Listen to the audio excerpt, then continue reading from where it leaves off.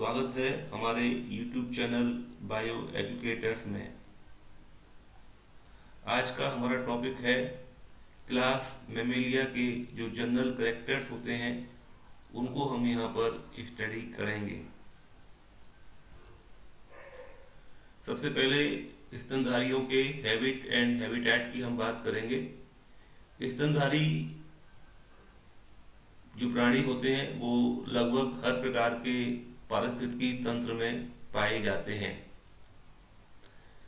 चाहे वो स्थलीय पारितंत्र हो, जैसे उसमें बाघ और हाथी हम लोग देखते हैं।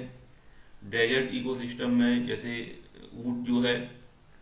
एक्वाटिक जो इकोसिस्टम है उनमें डॉल्फिन, वेल और जो सी काउज होती हैं।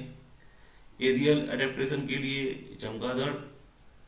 फसोरियल जो मिट्टी में बिल बनाकर रहते हैं, जैसे छछूंदर, गिलहरी और खरगोश।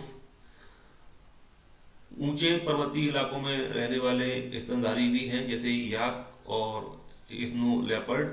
और ठंडे क्षेत्रों में जहाँ बहुत अधिक ठंड पड़ती है, जो पोलर रीजन्स हैं, वहाँ पर जो है पोलर बियर और सील पाए जाते हैं। तो जो मैमल्स हैं वो कॉस्मोपॉलिटन होते हैं, सर्वव्यापी होते हैं, हर प्रकार के एनवायरनमेंट में अपने आप को एडेप्ट कर लेते हैं। जनरल बॉडी प्लान को अगर हम देखें तो इनके शरीर को 4 भागों में बांटा जा सकता है: सिर, गर्दन, धड़ और पूंछ।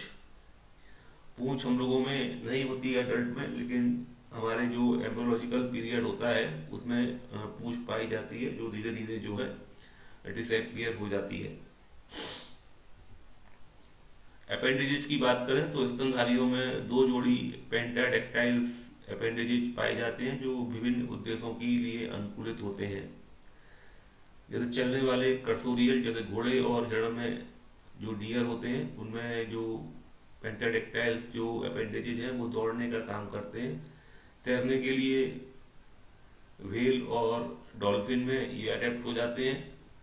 इसी को हम होमोलोगस ऑर्गन्स भी कहते हैं, जो रचना तथा कार्य में अलग अलग होते हैं, लेकिन इनकी ओरिजिन या जो उत्पत्ति है वो एक जैसी होती है। उड़ने वाले जो स्तनधारी भी होते हैं, जैसे चमगादड़ और फसोरियल जो मिट्टी को खोदते हैं, वो छछूंदर होते हैं। तो इनके जो अपेंडेजेज होते हैं वो बहुत ज़्यादा डाइवर्स होते हैं काम करने के लिए। स्तनधारियों की जो त्वचा होती है वो शरीर को सुरक्षित रखने का काम करती है, और टेम्परेचर रेगुलेशन का कार्य भी इसके द्वारा किया जाता है। त्वचा पर बाल पाए जाते हैं, पसीने की ग्रंथियां भी होती हैं, तेल ग्रंथियां, मिल्क सीक्रेट करने वाली ग्रंथियां जिनको हम मेमरी ग्लैंड कहते हैं, और ये स्तनधारियों का एक कैरेक्टरिस्टिक फीचर भी होता है। और इसके साथ त्वचा का रंग देने वाले जो वर्णक होते हैं, मेलानिन भी इसमें स्किन पर पाए जाते हैं। त्वचा शरीर को बाहरी खतरों जैसे चोट, संक्रमण और रसायनों से बचाती है।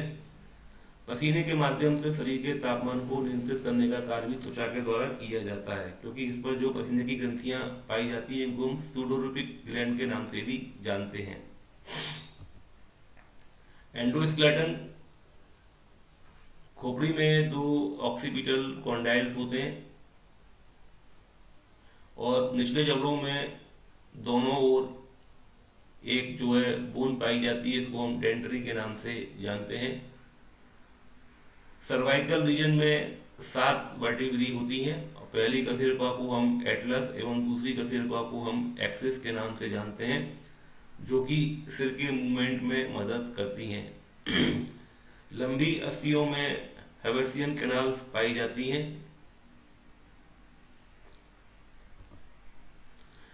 डाइजेस्टिव सिस्टम, मुख जो है इनका अपेक्षाकृत काफी छोटा होता है, और इस पर मूवेबल लिप्स पाए जाते हैं। मुख गुहा में स्लाइवरी ग्लैंड पाई जाती है, जो कि स्लाइवरी एमाइलेज नामक एक एंजाइम सिक्रीट करती हैं, जो स्टार्च को माल्टोज में तोड़ देता है। अतः मनुष्यों में जो डाइजेशन का जो प्रोसेस है वो मुख गुहा से ही शुरू हो जाता है। दोनों जगहों में दांत पाए जाते हैं जो कि हेट्रोडोंट प्रकार के होते हैं। हेट्रोडोंट इसलिए कहते हैं क्योंकि ये 4 प्रकार के होते हैं। इंसीजर्स जो काटने एवं कुतरने के लिए होते हैं, फ्रंट टीथ भी कहलाते हैं। कैनाइंस भोजन को छीनने एवं फाड़ने का कार्य करते हैं। कैनाइंस जो टीथ हैं वो कार्निवोर्स मैमल्स में काफ़ी ज़्यादा विकसित होते हैं, जबकि जो हर्बीवोर्स हैं उसमें ये अनडेवलप्ड रह जाते हैं। प्रीमोलर्स और मोलर्स जो भोजन को चबाने एवं कूटने का कार्य करते हैं। मनुष्य के जीवन में दांत जो है वो 2 बार आते हैं, इसलिए इनको डायफायोडेंट कहते हैं। जो पहला जो सेट होता है वो टेम्परेरी टीथ का होता है, उसके बाद परमानेंट टीथ आते हैं। दांत जो है जबड़े की हड्डी में सुरक्षित रहते हैं। इस प्रकार के दांतों को हम थीकोडोंट टीथ भी कहते हैं। रेस्पिरेटरी सिस्टम, श्वसन जो है वो लंग्स के द्वारा होता है। लंग्स मनुष्य के जो है स्पंजी और इलास्टिक होते हैं। श्वसन में रिब्स मसिल एवं डायफ्राम बहुत ज़्यादा हेल्प करते हैं। डायफ्राम को हम फ्रेनिक मसल्स के नाम से भी जानते हैं। डायफ्राम को अगर हम देखें तो यह एक करेक्टरिस्टिक फीचर है मैमल्स का, जो कि थोड़े से कैविटी को एब्डोमिनल कैविटी से अलग करता है।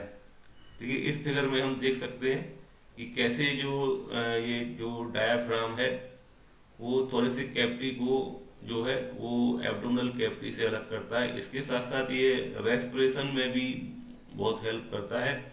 जब मनुष्य इनहेल करता है या श्वसन के दौरान वायु को अंदर लेता है तो हमारे जो लंग्स की कैपेसिटी बढ़ जाती है। और आप देख रहे हैं कि जैसे ये डायफ्राम है तो ये जो है एक फ्लैट शेप में आ जाता है। पहले ये नॉर्मल स्थिति में डोम शेप में रहता है, और जैसे ही लंग्स की कैपेसिटी बढ़ती है, वायु अंदर जाती है, तो ये जो है फ्लैट हो जाता है और लंग्स को एक प्रॉपर स्पेस प्रोवाइड करता है फैलने के लिए। जो यहाँ लिखा भी हुआ है, डायफ्राम जो है एक गुंबद की तरह पेशी है जो स्तनधारी जीवों के शरीर में थोरेसिक और एब्डोमिनल कैविटी को अलग करती है। गलेट्स जो है वो एपिग्लोटिस के द्वारा ढका रहता है, क्योंकि जब हम भोजन निगलते हैं तो जो एपिग्लोटिस होता है वो गलेट को ढक लेता है, और जो हमारा जो फूड है वो विंड पाइप में या ट्रेकिया में नहीं जाता है। और जब हम सांस लेते हैं तो एपिग्लोटिस खुला रहता है ताकि वायु जो है वो हमारे ट्रेकिया में जा सके।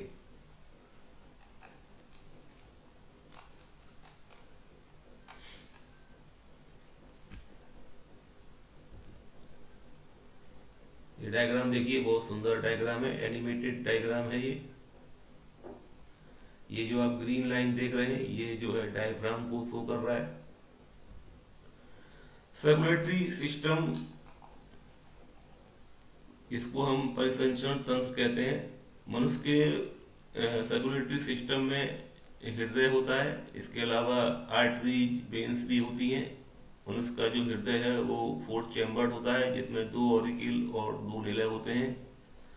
हार्ट एक पंपिंग ऑर्गन की तरह कार्य करता है जो पूरे शरीर को जो है ब्लड प्रोवाइड कराता है। साइनस वेनोसस और जो ट्रंकस आर्टरियोसस जो हैं वो नहीं पाए जाते हैं। हृदय जो है शरीर के संपूर्ण अंगों को शुद्ध रक्त सप्लाई करता है। मनुष्य में डबल सर्कुलेशन भी पाया जाता है। पहले जो अशुद्ध रक्त जो है सिराओं के द्वारा हार्ट में आता है, और वहाँ से ये फिर प्योरिफिकेशन के लिए लंग्स में जाता है, और फिर लंग्स में प्योरिफिकेशन होने के बाद ये लेफ्ट ऑरिकल और वेंट्रिकल में आता है, और वहाँ से फिर पूरा जो है ब्लड को सप्लाई किया जाता है। इस प्रकार से मनुष्य का जो परिसंचरण तंत्र है वो एक डबल सर्कुलेशन का बेस्ट एग्जाम्पल है। मनुष्य का जो ब्लड है वो तरल संयोजी ऊतक होता है, और किसी भी व्यक्ति में जो ब्लड की मात्रा होती है वो लगभग उसके बॉडी वेट के 6 to 7% तक होती है। मनुष्य के ब्लड में जो बहुत ही इम्पोर्टेंट जो कार्बोसेल्स होती हैं वो आरबीसी और डब्ल्यूबीसी होती हैं। और इसके साथ साथ प्लेटलेट्स भी पाई जाती हैं जो कि ब्लड क्लॉटिंग में हेल्प करती हैं। मनुष्य की जो आरबीसी होती हैं वो कॉनकेव हैं और सर्कुलर होती हैं और इनमें केंद्रक नहीं पाया जाता, इसीलिए इनको हम रेड ब्लड सेल्स न कहकर रेड ब्लड कार्पोसल्स के नाम से जानते हैं। स्तनधारियों की जो आरबीसी है उनका आकार जो है एनिमल किंगडम में सबसे छोटा होता है। अगर आरबीसी के साइज को लेकर हम कंपेयर करें स्तनधारियों में, तो हाथी की जो आरबीसी होती है उसका आकार सबसे बड़ा होता है और जो कस्तूरी मृग होता है उसकी आरबीसी सबसे छोटी होती हैं। मनुष्य में आरबीसी का जो लाइफ स्पान है वो 120 दिन तक होता है। मनुष्य की जो आरबीसी है उनका निर्माण जो है वो बोन मैरो में होता है और बोन मैरो में रक्त के बनने की जो प्रक्रिया है उसको हम एरिथ्रोपोइसिस के नाम से जानते हैं। उत्सर्जन जो है या और रेगुलेशन जो दो प्रोसेस हैं वो मेटानेफ्रिक किडनीज के द्वारा होता है। मेटानेफ्रिक किडनी जो है एक जोड़ी पाई जाती है मनुष्यों में और इनका जो उत्सर्जी पदार्थ होता है मुख्य रूप से यूरिया होता है और इनको हम इसीलिए यूरियोटेलिक एनिमल्स के नाम से जानते हैं। नर्वस सिस्टम अत्यधिक विकसित होता है, सेरिब्रम और सेरिबेलम काफ़ी अधिक विकसित होते हैं और कॉर्पस कैलोसम जो है दोनों सेरिब्रल हेमिस्फीयर को आपस में जोड़ता है। क्रेनियल नर्व्स की संख्या 12 जोड़ी होती है, जैसा कि हमने रेप्टाइल्स और एवी क्लासेस में भी पढ़ा था। ये 12 पेयर ऑफ क्रेनियल नर्व्स जो है वो पहली इनकी मैंने देखी यहाँ सीक्वेंस में नाम दिए हैं। इनको जब हम सीक्वेंस में लगाते हैं तो रोमन नंबर्स इनको दिया जाता है। देखिए पहला जो नर्व है वो ऑल्फैक्टरी नर्व है, दूसरी ऑप्टिक है, तीसरी ओकुलोमोटर है, चौथी ट्रोक्लियर है, पांचवी ट्राइजेमिनल है, सिक्स क्रेनियल नर्व एब्डुसेंस है, सातवीं जो नर्व है वो फेसियल है, आठवीं नर्व को हम वेस्टिबुलोकोक्लियर या ऑडिटरी के नाम से जानते हैं, नवीं जो नर्व है वो ग्लासोफेरेंजियल है, 10वीं नर्व वेगस है, 11वीं नर्व जो है एसेसरी नर्व है और 12th पेयर ऑफ नर्व जो कि लास्ट पेयर है उसको हम हाइपोग्लोसल के नाम से जानते हैं। तो आपको ये नर्व के नाम इसी सीक्वेंस में आपको याद करने हैं। सेंसरी अंग जो है वो आइज हैं और ईयर है। मेनली आइज के ऊपर जो है मूवेबल आईलिड्स होती हैं। कर्ण 3 भागों में विभक्त रहता है। जो हमारा कान है वो इंटरनल, मिडल एवं एक्सटर्नल ईयर। एक्सटर्नल ईयर को हम पिन्ना कहते हैं। ये जो है मैमल्स का एक कैरेक्टरिस्टिक फीचर भी है। लेकिन कुछ ऐसे मैमल्स भी होते हैं जैसे अंडे देने वाले स्तनधारी एवं जो व्हेल, डॉल्फिन्स हैं उनमें जो है एक्सटर्नल ईयर या पिन्ना अनुपस्थित रहता है। हाथी में आप देखते होंगे कि जो एक्सटर्नल पिन्ना है वो काफ़ी ज़्यादा बड़े होते हैं और वो टेम्परेचर को रेगुलेट करने का भी काम करते हैं। रिप्रोडक्टिव सिस्टम स्तनधारी जो है वो यूनिसेक्सुअल होते हैं, अर्थात नर और मादा अलग अलग होते हैं। इसके साथ साथ इनमें लैंगिक द्विरूपता भी पाई जाती है। लैंगिक द्विरूपता को हम सेक्सुअल डाइमॉर्फिज्म कहते हैं। अगर हम किसी एनिमल को उसके मॉर्फोलॉजिकल कैरेक्टर्स के आधार पर या उसके एक्सटर्नल कैरेक्टर्स के आधार पर देखकर ये बता पाए कि यह मेल है या फीमेल है तो उसको फिर हम लैंगिक द्विरूपता के नाम से जानते हैं। इसका एक सेपरेट वीडियो मैंने बनाया है। इसका जो मैं लिंक है वो मैं कमेंट बॉक्स में या आई बॉक्स में दे दूंगा, वहां से आप इसको देख सकते हैं वीडियो को। मनुष्यों एवं अधिकांश स्तनधारियों में वृषण जो है पेट की गुहा के बाहर वृषण कोश में पाए जाते हैं। लेकिन कुछ मैमल्स ऐसे होते हैं जैसे प्रोटोथीरियंस, एलिफेंट्स, व्हेल में वृषण जो है एब्डोमिनल कैविटी में होते हैं। जो हमारे जो एक जोड़ी जो टेस्टिस हैं वो स्क्रोटम में पाए जाते हैं, जिससे उनके अंदर स्पर्मेटोजेनेसिस की प्रक्रिया आसानी से हो पाए। स्पर्मेटोजेनेसिस की प्रक्रिया जो है हमारे बॉडी टेम्परेचर से 2 या 2.5 डिग्री सेंटीग्रेड कम पर स्टार्ट होती है, इसीलिए जो हमारे टेस्टिस हैं वो शरीर से लटके हुए रहते हैं, जिससे उनको कम टेम्परेचर मिल पाए। जन्म के दौरान शुक्राणु को मादा के जनन मार्ग में स्थानांतरित करने के लिए मनुष्यों में मेल में मैथुनांग पाए जाते हैं, जिनको हम सिस्न या पेनिस के नाम से जानते हैं। यूरिथ्रा के द्वारा यूरिन एवं सेमिनल फ्लूइड दोनों प्रवाहित होते हैं। मादाओं में एक जोड़ी अंडाशय पाए जाते हैं जो कि इंट्रा एब्डोमिनल होते हैं या हमारी जो एब्डोमिनल कैविटी है उसके अंदर पाए जाते हैं। प्राइमेट्स में मेंस्ट्रुअल साइकिल एवं नॉन प्राइमेट्स में ऑस्ट्रस साइकिल पाई जाती है। फर्टिलाइजेशन इंटरनल होता है, जैसे कि हम जानते हैं कि मनुष्यों में इंटरनल फर्टिलाइजेशन होता है और जो स्पर्म है वो माता के योनि मार्ग से होकर फैलोपियन ट्यूब तक जाते हैं और फैलोपियन ट्यूब में ही जो है फर्टिलाइजेशन की प्रक्रिया पूरी होती है। अंडे जो हैं वो माइक्रोलेस्टल या एलेस्टल होते हैं, अर्थात इनमें योग या तो बहुत कम होगा या नहीं भी होता है। अंडों के चारों ओर सेल अनुपस्थित होती है। इस प्रकार के जो एग्स हैं वो एक किलोडॉइक एग्स कहलाते हैं। अधिकांश स्तनधारी शिशुओं को जन्म देते हैं, अर्थात ये विविपेरस होते हैं, जबकि कुछ स्तनधारी जैसे प्रोटोथीरियंस अंडे देते हैं, इनको हम ओविपेरस के नाम से जानते हैं। इसके अलावा कुछ मैमल्स ऐसे भी होते हैं जिनको हम मेटाथीरियंस ग्रुप में रखते हैं, जिसमें कंगारू आता है मेनली। ये अर्धविकसित बच्चों को जन्म देते हैं, इसीलिए इनको हम ओविपेरस एनिमल्स के नाम से जानते हैं। डेवलपमेंट जो है माता के गर्भाशय में होता है, यूट्रस में होता है। भ्रूण के चारों ओर एमनियन, कोरियन और एलेंट्रॉइस लेयर्स पाई जाती हैं। माता और भ्रूण के बीच एक अस्थायी अंग पाया जाता है जिसे हम प्लेसेंटा कहते हैं। प्लेसेंटा के माध्यम से ही जो है डेवलपिंग जो एम्ब्रियो है उसको भोजन, ऑक्सीजन आदि प्रोवाइड कराया जाता है।